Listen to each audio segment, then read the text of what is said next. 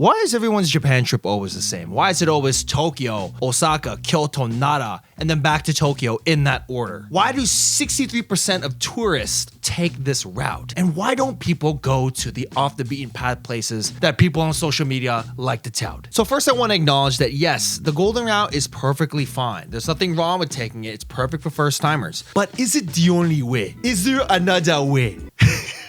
Reason 1. FOMO, fear of missing out. Guys, this is not a new concept. Social media is constantly bombarding you with go to Kyoto, go to Tokyo, go to Nara, go to Osaka, all this, all that, iconic couple videos, all this kind of fun stuff.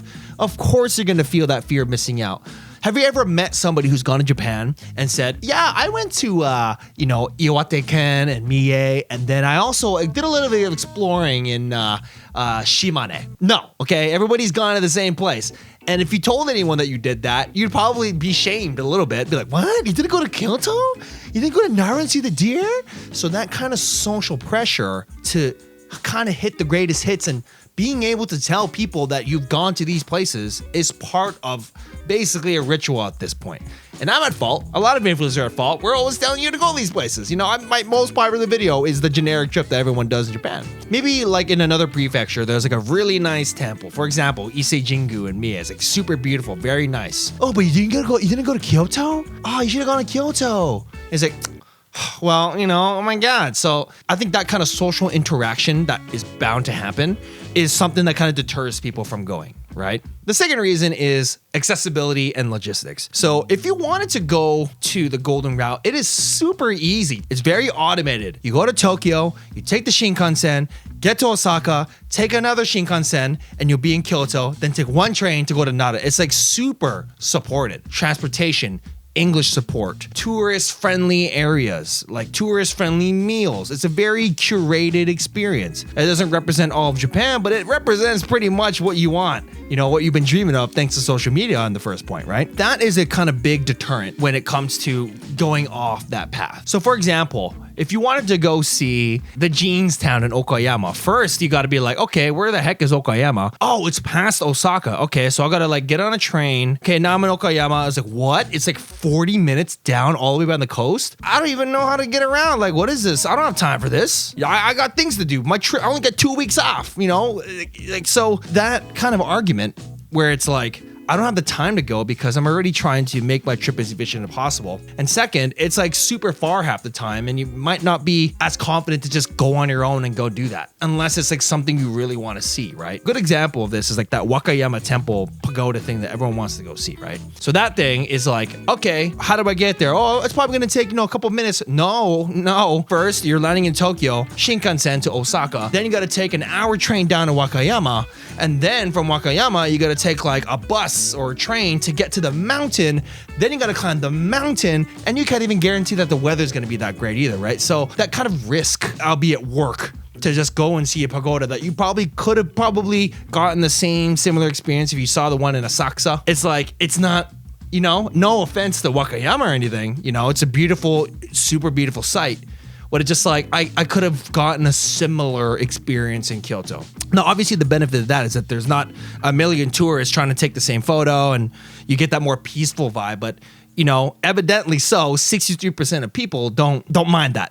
They're willing to tank the tourist cheese, to see these iconic sites, right? Let's talk about language for a second, right? So the Golden Route is very supported for English and other languages. Once you go off that path, it's Japanese only, guys. And especially in the countryside, they got like dialects that you won't even understand. And even for me, like I can speak Japanese, and I've been in countryside areas. It's kind of intimidating. Like, especially if you're not like a person who's like outgoing like that and you're kind of more of a shy person like me, believe it or not. It's hard. It's like hard to like get into restaurants. Some places are local locked, like not really like legally on paper, but like you can tell like, oh, this is for the locals, right? Like you don't want to, and navigating the trains, navigating the buses. You can't even read the signs because they're like in Japanese. But to their defense, some of the, other areas, the Chiho, the regional areas do have, and they're starting to bring more support in English, which is good.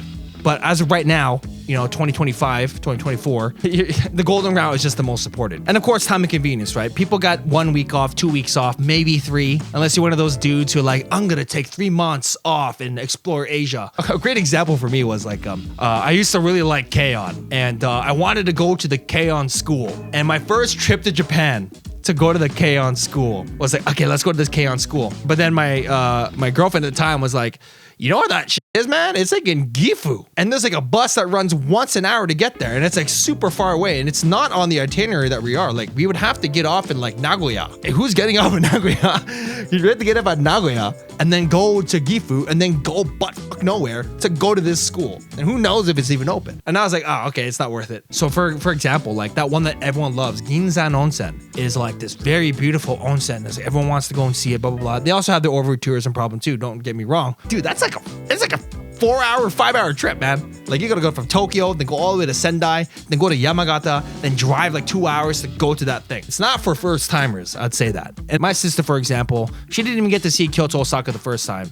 It was like her 3rd time here that she finally got to explore it and see it for what it was. And she's been here like 6 times already, and she still hasn't even gone to the regional areas. She's not even gone to Hokkaido yet. She hasn't gone to Okinawa yet. She hasn't even been to Kyushu. She probably doesn't even know what Miyaken is, right? Which brings me to my 3rd reason, which is awareness. Have you heard of Miyaken? Have you heard of Iwate, Iwakuni, Oita, Shimane? Probably not. I'm sure there are some people who have heard of it. Like, yeah, oh yeah, I know that stuff. It's my anime. Oh, it's just like Ghibli kind of thing, right? I saw it on TikTok once. But most people, 63% of people are just like, I don't know what that is. Where is that? So some people don't even know what these prefectures are. Maybe there's no PR even happening. You're not even aware that they exist. And Japan has an over-tourism problem, like spread out. It's only on the Golden Route. That's where the over-tourism exists. But these other areas are like suffering. They're like, no one's coming to our thing. I saw a video of like some onsen somewhere is like shutting down because like no one's showing up. It's hard to offer something when the Golden Route basically has everything you need. Again, not to bash the Golden Route, right? The Golden Route is fine. It's perfect. It's great for first timers, but it only shows you like one side of Japan. I'm not gonna say it's not real Japan, because it is real Japan, but it's just a very curated experience. It's kind of like the Disney experience of it. You're not going to the back rooms to see the rest of Japan. But I would encourage those for their second trip to Japan, you can start to like branch out and see other things, right? Niigata is also really nice too. Kobe is really nice too. I guess some people go to Kobe because they like Kobe beef and Kobe. Go up north a little bit, Tochigi, Nikko is really great. Even Saitama's got like Kawagoe, which is like a great like alternative to Kyoto. Of course, Yokohama, like people always skip that one all the time too. And of course, you also go to Hokkaido. That's kind of its own thing. People are like super dedicated to go to Hokkaido. You just make it all about Hokkaido. Australians looking at you. And then Okinawa. A lot of people like to go to Okinawa as well. But Okinawa is not really like standard Japan. It's really just like Hawaii and like American man's. But anyway, guys, that's all I got for today. Why do you think everyone's Japan trip is exactly the same? And we see you guys in the next one. Cheese legends!